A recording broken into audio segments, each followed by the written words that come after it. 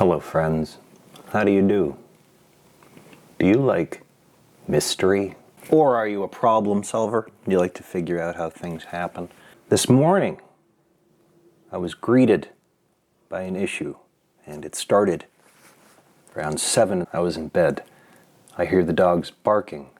What are the dogs barking at? Well, it doesn't take much for the dogs to bark. They bark at slow-moving vehicles, fast-moving vehicles, joggers, other dogs, a cat. But this morning, the dogs were barking at something very, very specific. Don't mind me, I'm just going to do a little work as I talk.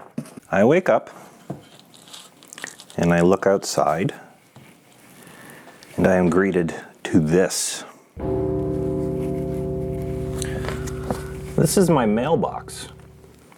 Now it's weird because my mailbox isn't usually in my neighbor's yard. It's usually on top of this pole here. The mailbox next to it, that's our neighbor's mailbox. They live across the street. Their mailbox got the brunt of the attack. Who did this? Who's behind this? Is it kids playing mailbox baseball? I've been watching a lot of Fargo lately. I've been watching the detectives on the show, and I see what they do. And they look around for clues. So that's what I did. I looked around for clues. And what did I find? I found these pieces. As you can see, there's a mirror. There I am. Hello there. And this appears to be part of the outside of a mirror holder. Fascinating. So now I know a car hit it. Okay. What caused them to hit it? I don't know. So I went to the neighbors. I crossed the street and I had a lovely chat with the neighbor. And I asked him if he'd mind if I fixed his mailbox for him. When I fixed mine, he's like, no, that's fine. And he said, how you doing? Yeah, I don't like it. It's weird. Yeah. There is more to this story, though. It's a little bit more. I just gotta rinse this out. All right, so as I was out front repairing both of the mailboxes, my next door neighbor comes over, and he's an older gentleman. He lives with his wife. He told me a little bit about the history of what's happened on this road in the past 20 or so years. And it was pretty interesting, because initially, when I saw that, I thought it was a baseball bat, kids with baseball bats. But in reality, these mailboxes have been brutalized by something much, much more terrifying. Human carelessness.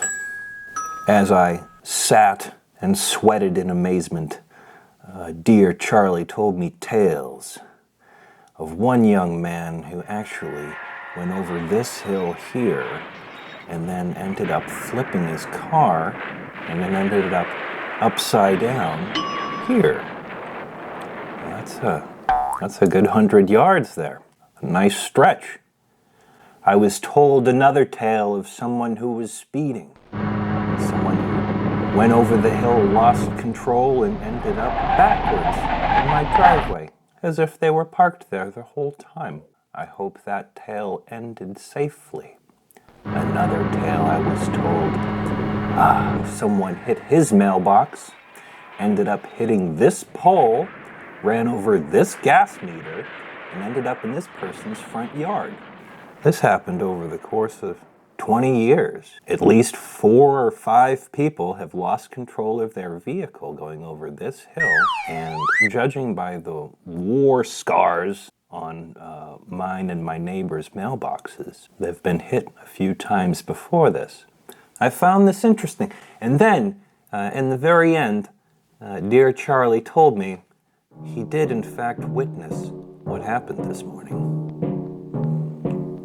Charlie and the dogs both saw the same thing. And what happened? Well, as we could have guessed, someone driving very, very fast came over that hill. They lost control of their vehicle. They hit both of our mailboxes, knocked off the mirror, and they did not even stop. So, using my powers of deduction,